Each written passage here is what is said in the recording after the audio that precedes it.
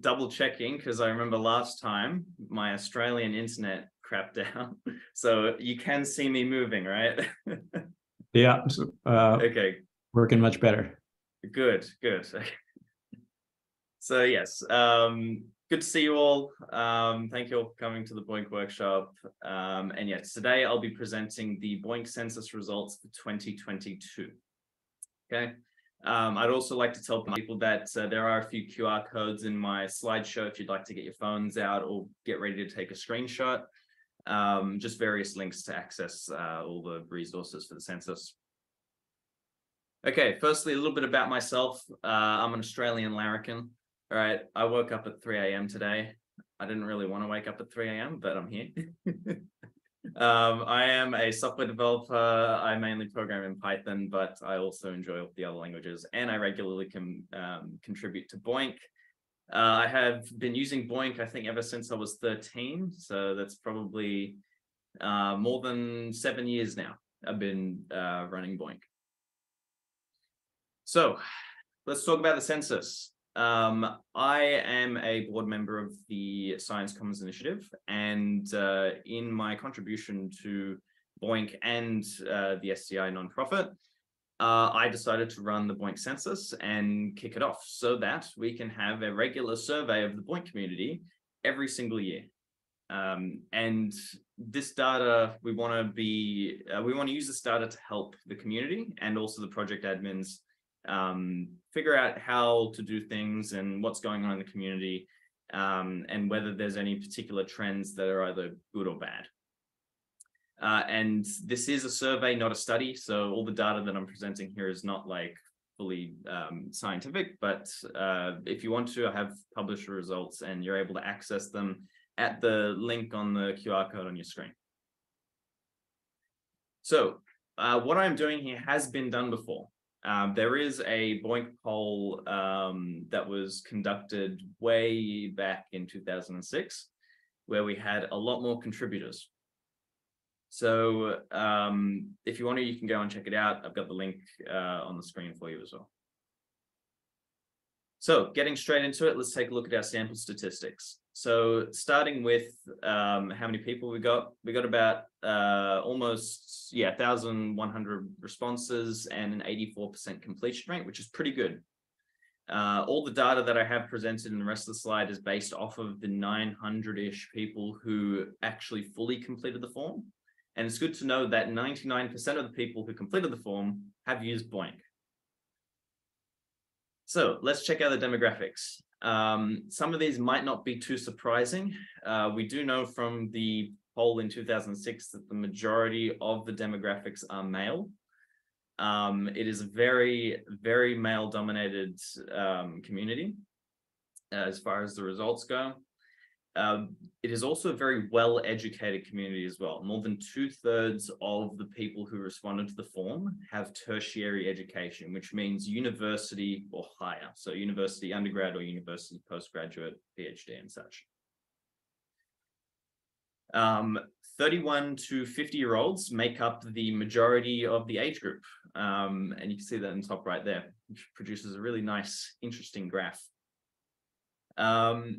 It was interesting to see that there is still a decent amount of young people who are in my age bracket, the 21 to 30-year-olds. So it's good to see that's there. And we want to kind of see a good upbringing of the kind of younger age groups as well, because that means we get more people and people in high school, people going through university who are interested in science. And in terms of where people come from, most of them are from the US and Europe. So let's talk about how BOINC is impacting on the community. So from what I gather from the poll, it is somewhat pessimistic. When we ask people, how much impact do you think your contribution is having? It's more or less some.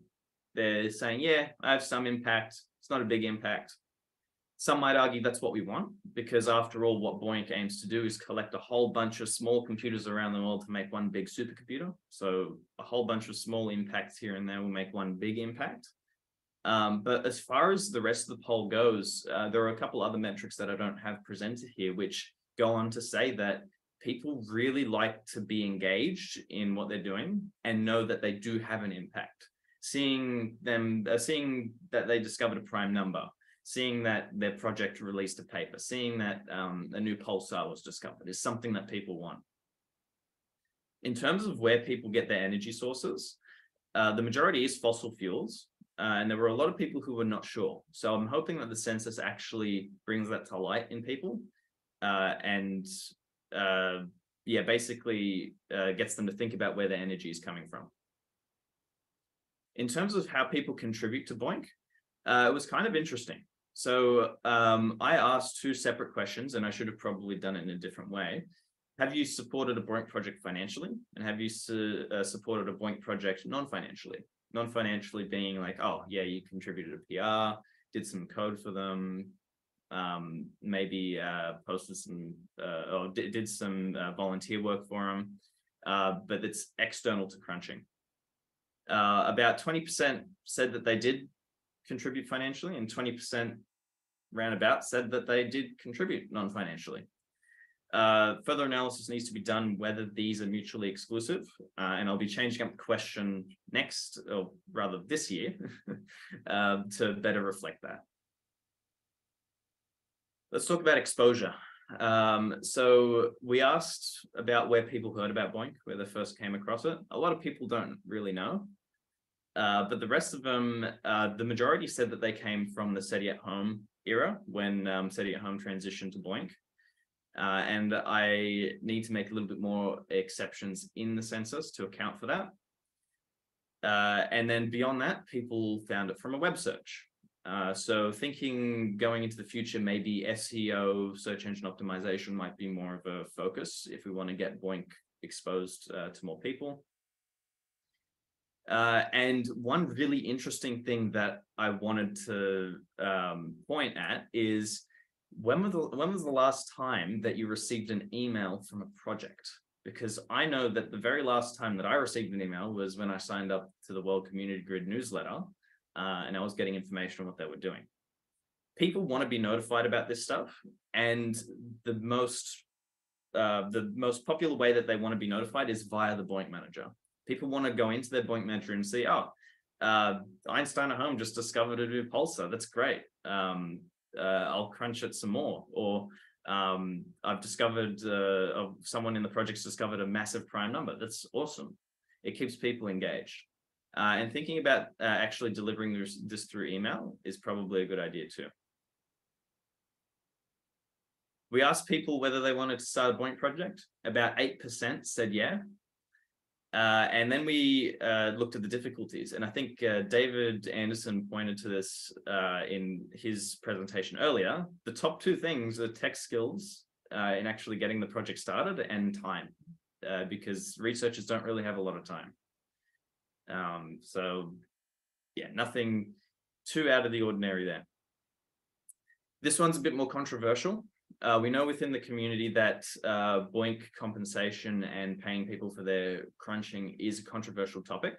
So I decided to do a survey on it. Firstly, we asked people if they would crunch BOINC more if they were paid, and almost half said yes.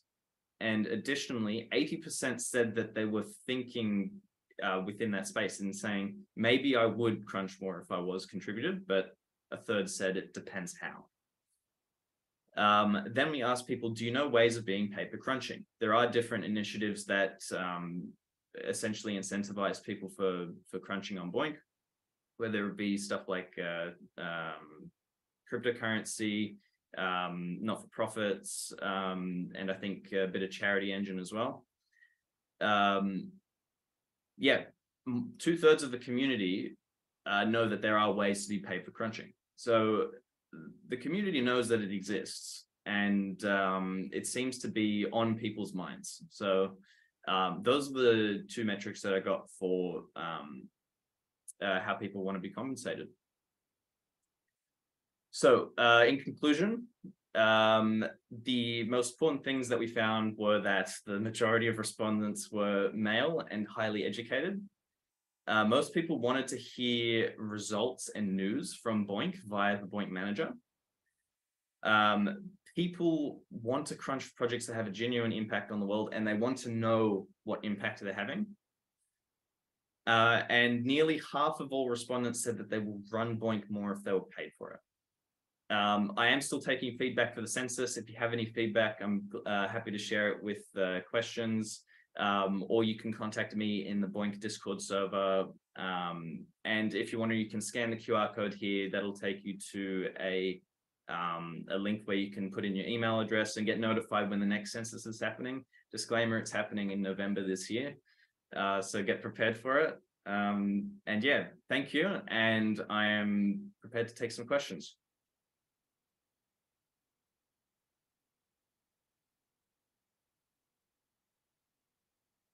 Great, thanks. I think David's got his hand up, so let's let him go first. Yeah, a couple of things. So you said that people want to be notified. You mentioned both through email and through the account manager as notices. Do they want emails? Yeah, so I think emails, if I go back to the right slide, yes, was the third biggest option. So BOINC Manager was the first option that people wanted to be notified. Second was was via just their project webpage, and thirdly via email. And I know personally, I haven't received any email from a BOINC project ever since World Community Grid was doing their newsletter. And I know that I rarely get things coming in for the BOINC managers personally.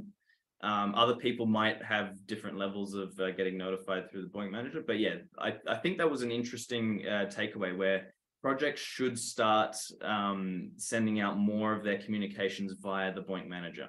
I haven't run a project, so I don't know how hard that is to do. But yeah, that's what people said. So through the manager is extremely easy to do. Projects just have to do it. Through email, BOINC has some fairly rich features for sending emails to volunteers. For example, you can send an email to volunteers who have registered in the past month but haven't completed any jobs yet, which normally indicates that they had some technical problem running the client. So there's a mechanism for sending emails to exactly those people, or people who contributed for a long time, but now we haven't heard from their computers in over a month. You can send emails specifically to those people. Projects, as far as I know, never use these features, but I think they're like really important for getting volunteers off the ground and retaining them. The second thing I wanted to mention is that, well, we did two polls back in the 2000s.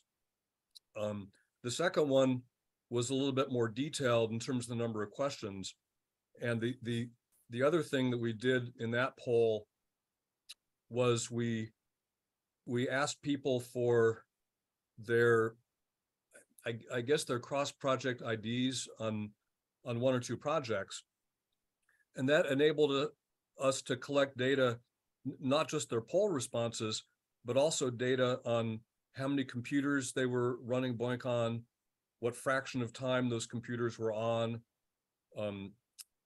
how many posts they had made on the message boards of those projects. So we were able to kind of correlate the poll responses with actual data about their participation in different ways. And that's I think makes the results a lot more meaningful. Yeah, I do want to just catch you up on that. So yeah, with this census here, we tried to make it as least data intensive as possible. So we didn't want to get too precise information on demographics. We want to make it just as broad. We didn't collect any emails at all. But provided what you just said there, I might consider putting into the next census an opt-in thing or an optional thing saying, hey, if you give us your CPID for BOINC, we'll collect some data on the back end and then produce some extra statistics. But yeah, I think that's a very interesting idea. Thanks. Great, thanks. So I think next up is Jack. Hi, this has been an interesting part of the conversation because one of my interests actually has been studying how BOINC markets itself, and I'm getting an answer that not much.